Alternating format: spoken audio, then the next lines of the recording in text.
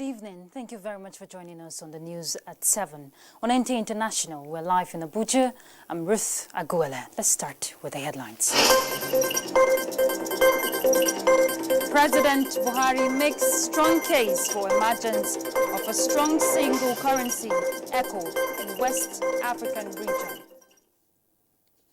Essential services and frontline workers honored as the world marks 2020 United Nations Public Service Day.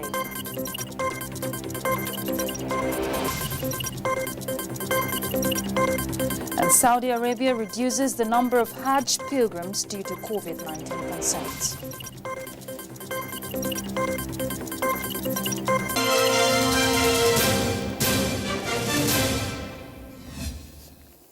President Muhammadu Buhari has made a case for ECOWAS leaders to bury their differences and commit to the emergence of a credible, unified and strong single currency ECO in the West African region. He, however, expressed concerns over the suspicious actions taken so far by the West African Economic and Monetary Union on the issue, warning that progress must therefore be made with caution.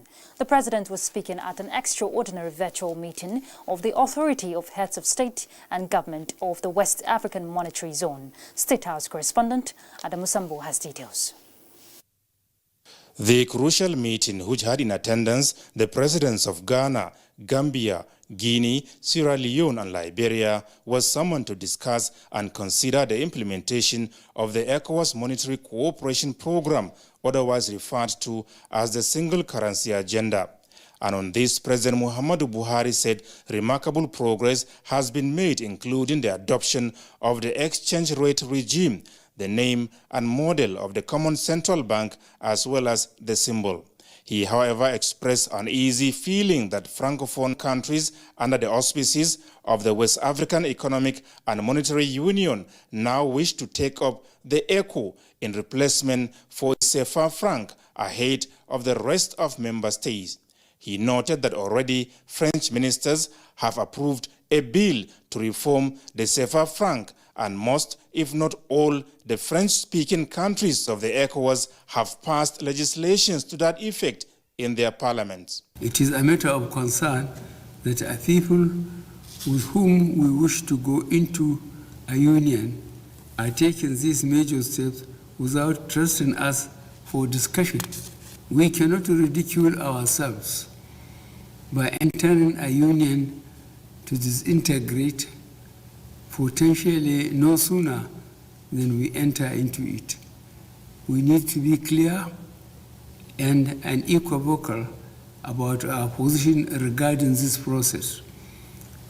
We must also communicate same to the outside world effectively.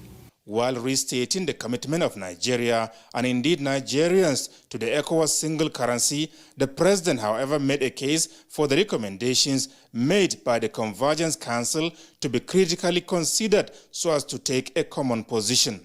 He said the English-speaking West African Monetary Zone must be safeguarded from the pitfalls of a questionable union.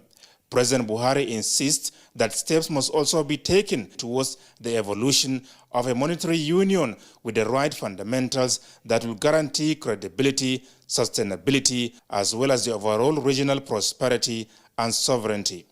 We have all staked so much in this project to leave things to mere expediencies and convenience. We must proceed with caution and comply with agreed process of reaching our collective goal while treating each other with uttermost respect. Without these, our ambitions for a strategic monetary union as an ECOWAS bloc would be very well in serious jeopardy. The extraordinary summit was summoned at short notice despite the preoccupation of all countries with the overwhelming impact of COVID-19 on health and economies. From the State House, Adamu Sambu, NTA News. And to other matters arising, the Ghanaian Ministry of Foreign Affairs and Regional Integration says it has begun investigations into the alleged breach of the premises of Nigeria High Commission in Accra and the demolition of its property on the construction on the 19th of June 2020 to unravel the facts of the matter and bring the perpetrators to book. In a statement, the Commission viewed the development with grave concern as it is in breach of the 1961 Vienna Convention on Diplomatic Relations. It assures that also security has been beefed up at the said facility and the situation brought under control. The ministry wishes to reassure the diplomatic community in Ghana and the Nigeria High Commission in particular that Ghana remains a law-abiding country that upholds the principle of the rule of law. It says it will not relent on its primary obligation to guarantee the safety of members of the diplomatic corps in Ghana. And talking education now, the Minister of State for Education, Chukwuemeka Nwajuba, says at the moment the coast is not clear for the resumption of schools as the ministry will continue with engagements to that effect. The minister was speaking at an interactive session between the ministry and the Senate Committee on Basic and Secondary Education, which called for resumption of schools. Ignatius Onkwo reported on this and other committee meetings. For more than 4 months now, schools across the country have been on lockdown, academic calendars disrupted due to COVID-19 pandemic. Worried over the possible effects of these on the education sector, the Senate Committee on Basic and Secondary Education met with the Minister and Management of the Ministry of Education and the Executive Secretary of the Universal Basic Education. The committee called for reopening of schools with safety measures in place. The information available to us, it shows us clearly that children are asymptomatic carriers of this and can probably kill out almost all their grandparents just from attending school. If we sit down and plan properly, maybe not all the population will move at the same time. We can say this number in the morning, this number in the afternoon, this number, something. We have to be innovative. Legislative engagements with the executive continued with the Senate Committee on Power demanding to know from the marketing department of the Transmission Company of Nigeria the cause of market failure in the power sector. Market operator, you tell us why the market has not been functioning and whether you're taking any measures to address that. The activation of PG by discos was regarded as the pivot upon which the market growth sustainability would rely. Unfortunately, the discos failed to comply with, and MPED could not enforce it. This is the genesis of Nigerian electricity market failure. At another meeting room, the Senate Committee on Public Accounts scrutinized the amount of money Federal Ministry of Water Resources expended on some ongoing projects, especially the Adada Dam in Enugu and Ibusa Earth Dam in Delta States. Because the minister wants to complete every project that he decided to work on because of the benefit to the communities. Because you can, even if you deliver the dam, you can't say the project is completed if the people are not getting water to drink. The public hearing was in response of the Senate to the 2015 audit report of the Auditor General of the Federation. From the National Assembly, Ignatius Onkwo, NTA News. Celebrating the 2020 United Nations Public Service Day, essential workers and others on the front line are being celebrated. Let's get details with Adebola Brookslyn Sunday. In December 2002, the United Nations General Assembly adopted and designated 23rd June every year as Public Service Day, owing to their remarkable act of service to humankind in the midst of the outbreak of COVID-19, which has affected more than 180 countries, infected millions, and killed hundreds of thousands of people. These set of workers are being celebrated. The United Nations says the entire world is deeply indebted to these essential workers. It's time for a coordinated global, regional, and national effort to create decent work for all as the foundation of a green, inclusive, and resilient recovery. Ilegogo Anthony is the Deputy Director, Chemical Pathology, National Hospital, Abuja. He is one of the many essential workers on the front line to save humanity from the clutches of the unseen enemy, coronavirus. Some of our colleagues have been infected. So are we going to say because somebody has been infected, I'm going to run away? We encourage them. We support them. But those of us that still on the battlefront, we have to do what it takes. And thank government for considering to pay the allowances, special allowances for the frontline medical officers and other team that are taking care of the COVID-19 patients. In achieving the 2030 Agenda for Sustainable Development, experts say effective delivery of public services is crucial.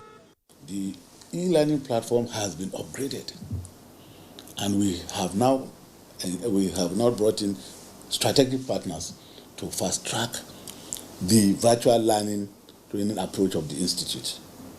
And you have over 2,500 courses that you can key into online presently. And it's at no cost for now. But subsequently, government will start earning revenue from this source. The day, which is domesticated by the African Union, is also set aside to celebrate the value and virtue of public service to the community. So what member states should do, including Nigeria, is to declare this day to make it a public holiday, because all of us are public servants, in as much as we are rendering services in one way or the other, including Mr. President himself. With COVID now, it has shown us that digitalization is not an option. So we must marry the e-government master plan, support the federal government to push it forward.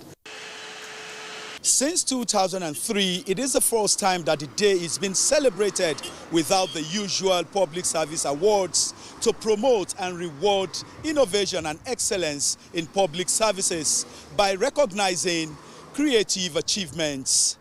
Adebola, Brooklyn Sunday, NTA News. Well, kudos to all public service workers on the front line. Let's talk COVID-19 now. Saudi Arabia to limit the number of Hajj pilgrims to 1,000. South Africa set to start Africa's first coronavirus vaccine pilot. Again, Adebola Brooklyn Sunday has an update.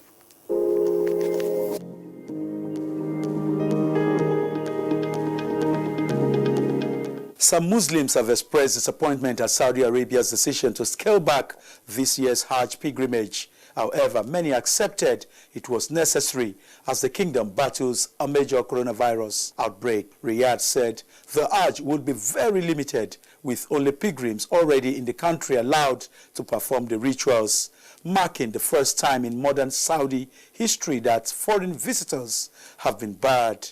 And South Africa is set to roll out the continent's first coronavirus vaccine trial.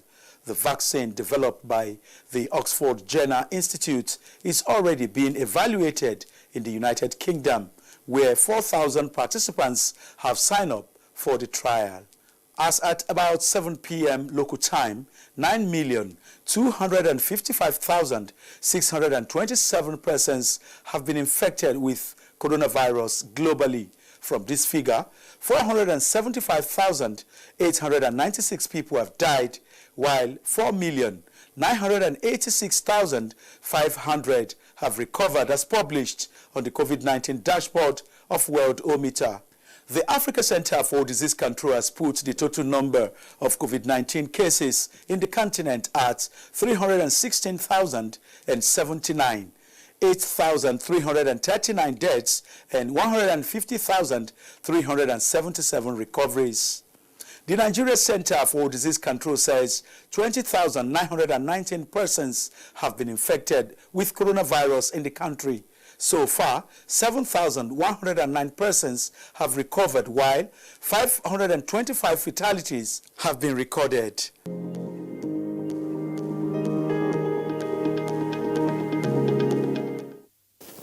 Talking politics, with the September and October off-season governorship elections drawing closer in Edo and in Ondo states, opposition political parties have restated commitments towards peaceful electioneering. Timothy Yusuf has an update on this.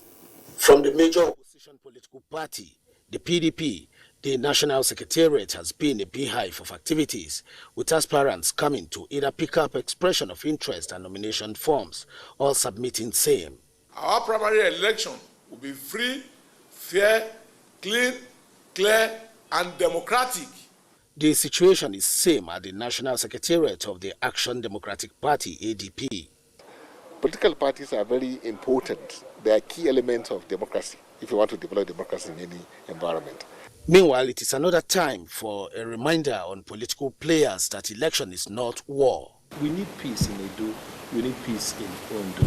The bottom line is one person has got to run affairs of the state. Whether we like, it's not going to be two persons.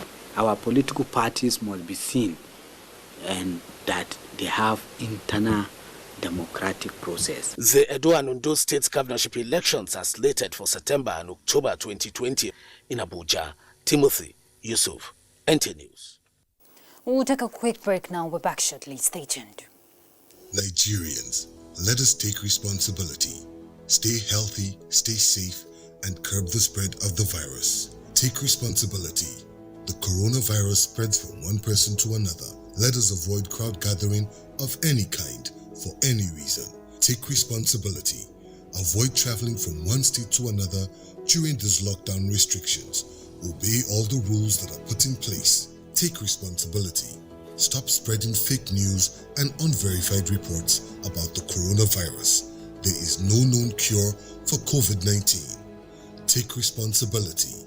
Observe all the measures that can help stop the spread of the virus. Together, we can do this, but only if we take responsibility.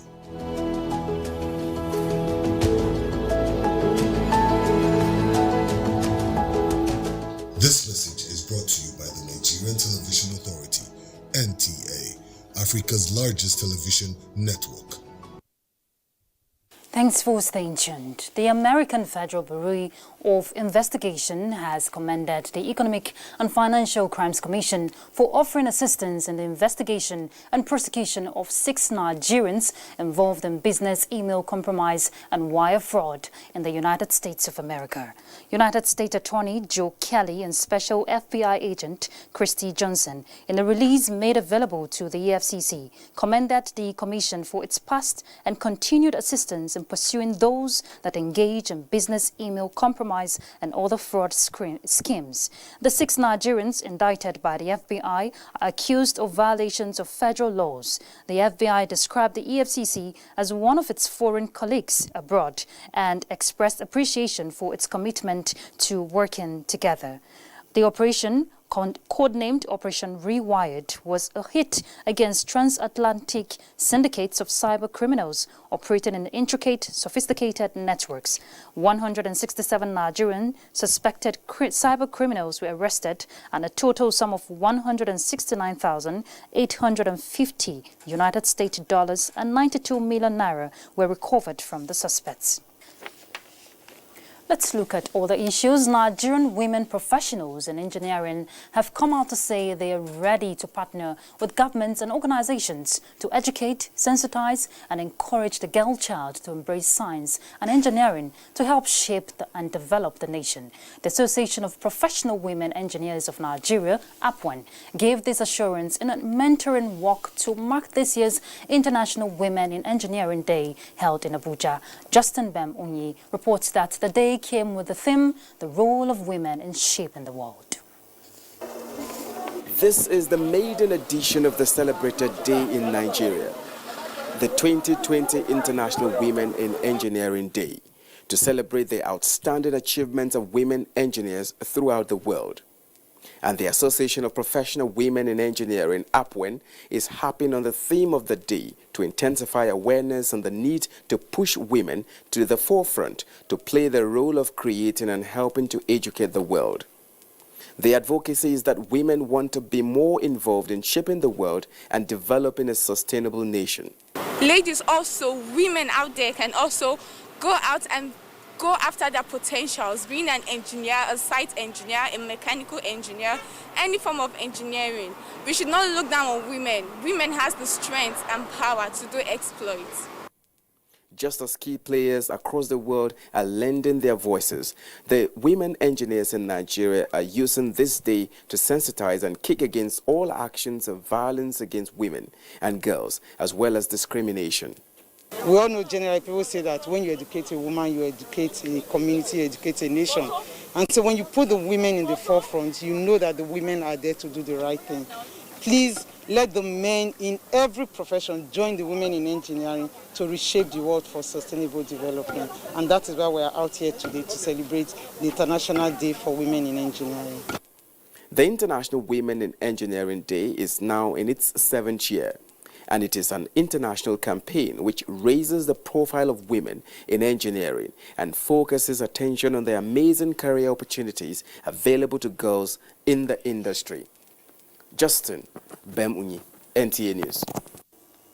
And to speak more on the International Women in Engineering is the Chairman, Association of Professional Women Engineers of Nigeria, Abuja chapter, Biola Dare Bello. Thank you very much for joining us. Thank you very much for joining us on the news, ma'am. Good evening, viewers. Okay, so congratulations. Bello. Congratulations, it's your day. And Thank the theme you. for this year is very apt. The Thank role you of very women much. in shaping the world. What message are the women folk passing to the world? Thank you very much. We're out to pass a message to the world that the women are good and we can do the work if we're given the chance. And from the theme that the role of women in shaping the world, marking today's International Women in Engineering Day 2020, today 23rd of June, we were there to show the world that we're capable if we're given the chance. And at the same time, if we are included in decision making, if we are included in participation and supporting the government, we can do it better. Today, there were two activities for today's celebration. The first one is the mentoring work that we had, and the second section was the technical section, the webinar, that's the world, and that's the web interaction. That's all right. And from what you're saying, sorry to hold your thoughts there, from what you're saying, participation of women is very critical. But engineering now, not just in Nigeria alone, is assumed to be a male-dominated profession. Why are women not that visible in the profession, compared to other disciplines? Yes.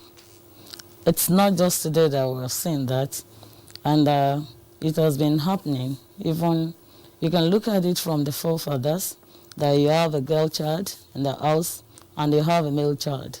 For any reason, those days, women, early marriage, you allow the girl child for domestic work, preparing her for marriage, and while the male, you send them to the farm.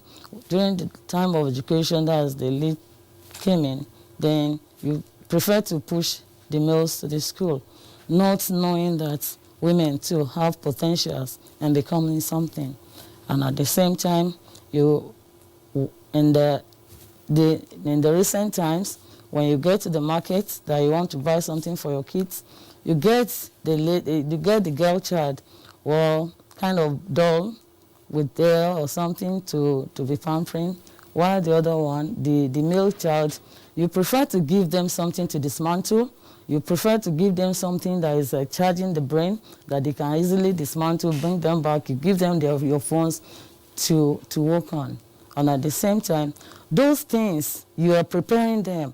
And neither did the parents know that time that they were preparing the kids to bring out the potentials in them. Okay. So it is more better for you to allow your girl to display an intelligence in the house, and at the same time, you allow them to come in and let them show you that they can do when you give them the chance. Okay, from what you're saying, of course, a lot of women have broken barriers, and proven themselves. But how can the girl child be encouraged to embrace science and engineering to help develop the nation, looking at the theme for this year? During our mentoring work today, it shows that we were out to show the children at home and to show the parents that engineering is also for girls. You allow them to work, you allow them to go to school. That is why we decided to have the handbills that tell us more about what we're doing. We give to the parents on the road. Majority of them collected. We ask them to give the children in the house, at home, and the mothers too. All of them will see that engineering is also for girls. If you allow a girl to go to school, they will do better. Some even do better than their male counterparts. And you say no to rape. You don't allow your child to be molested, so that one will not give her the break. Then, and we say no also to child abuse. Right. You don't allow your child to walk around. Okay. If you should do something for your child, do it with your own sweat. If you allow your child to walk around, it is it's possibility of anybody harassing them, and they may not be able to talk. You see them, they are timid because they are afraid of what will come out. We say no to all the acts against the women violence. All right, thank you very much, Biola Dari Bello. Thank you very much for your contribution on the news. Of course, we should support the girl child. There's so much change they can bring to the world.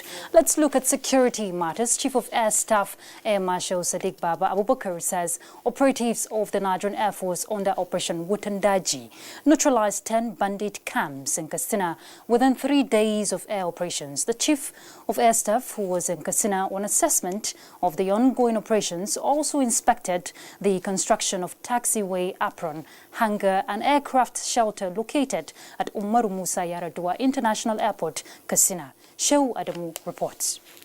The renewed commitment of the federal government to fighting insecurity in the country, particularly the resurgence of armed banditry in the northwest, is yielding positive results, with operatives of the Nigerian Air Force under Operation Wutandaji neutralized bandit locations in Katsina. The Nigerian Air Force is intensifying air strike on the location of the bandits. As Chief of the Air Staff, Air Marshal Sadiq Abubakar said, all the required armament have been provided to neutralize the bandits and their locations. I'm very satisfied with what we have done so far. We have flown over close to 100 hours in the last 3 days, and so many locations have been identified. 10 camps have been cleared in the last 3 days, and we're going to continue to make sure that we make it extremely difficult for these bandits to come and threaten our communities. While expressing gratitude to the support and cooperation of the governments and people of Katsina, Sokoto, Zamfara, Niger and Kaduna states, the Chief of the Air Staff appealed for patience, saying Nigerian Air Force in synergy with other security operatives are doing everything possible to end banditry in the country. The Chief of the Air Staff, Air Marshal Sadiq Abubakar, who briefed operatives of the Operation Wutandaji, said the ongoing construction of taxiway, apron, hangar and aircraft shelter is aimed at protecting the aircraft, armament and personnel from the harsh weather. Before the arrival of the Chief of the Air Staff to Katsina, 5 aircrafts including Alpha Jet, Mi-171E helicopter with backdoor gunner,